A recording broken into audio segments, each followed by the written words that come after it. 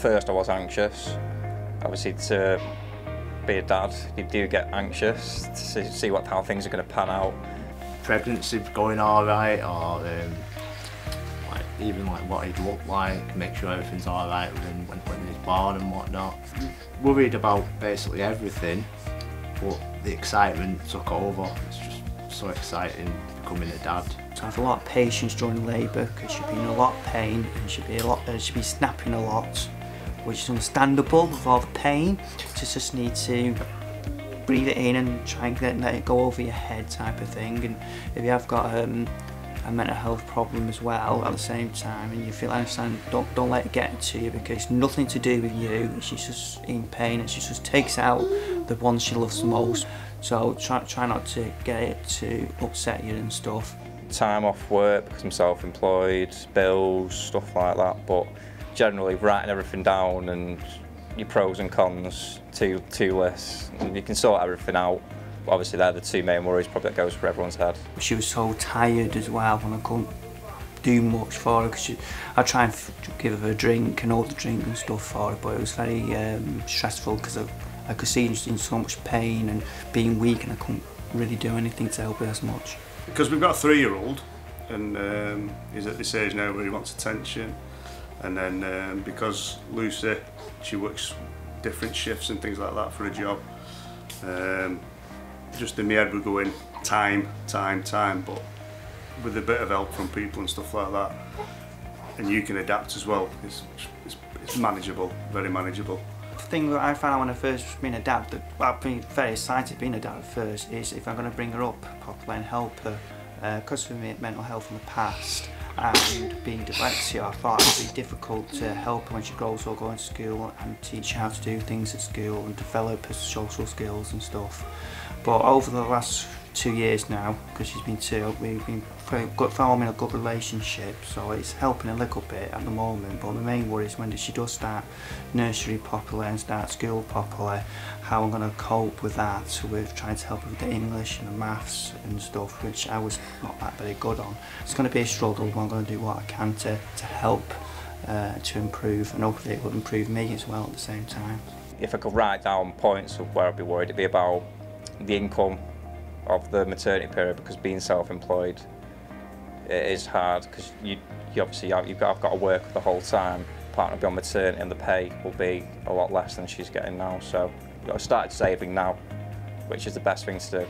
We had the sort of like the anxiety because of what had gone before, obviously, because we knew very well that things can go wrong because it had happened.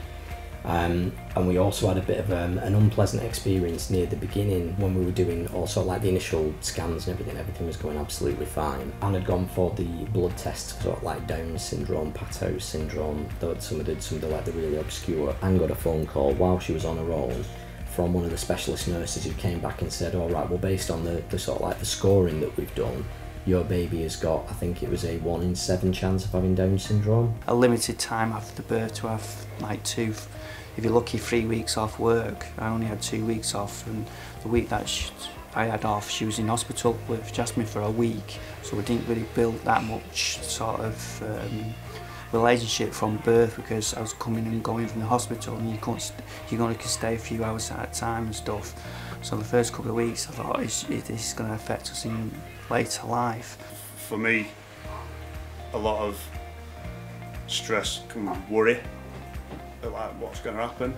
Now they're here, it's a different type of, not to say stress, but a different, you've got to be more flexible, and there's the slight frustrations you can get from, you try and don't get angry, you don't get thinking, but it's hard not to get a bit thinking, because 9 times out of 10 you're going to be doing something and they'll want it, they want something, and then from our point of view you'll get the 2 little ones settled and then Zachary will want something, so it's just a bit of frustration from your own because you can't get what you want done, but you just learn to deal with it. It's nothing major, you just got to adapt to it. How I'm going to cope, is she going to like me, is she not going to like me, are we going to build up a relationship where we're going to be talking, is she be cuddling up to me, or is it just going to be the mum all the time? And we were really upset, obviously, because, you know, Anne had got a call during the middle of the day, I was at work, she didn't know what to do, did she ring me and tell me, and then you know, have that impact hit me while I was at work, while I was on my own as well. That, I would say, was probably the most anxious, the most upsetting bit, really, of the whole thing. We were really, really lucky after that in all the scans and everything. Obviously, Logan's been born, he's been absolutely fine. But quite early doors, it did set that sort of tone where you had got that in the back of your mind, that you were thinking, there are things that can go wrong here, you know. And so it's tough, and I can appreciate how anybody would feel, you know, the same way. I think if we all came together and started speaking about our feelings, we could pour out our feelings into our children, and they'll be more expressive when they get older.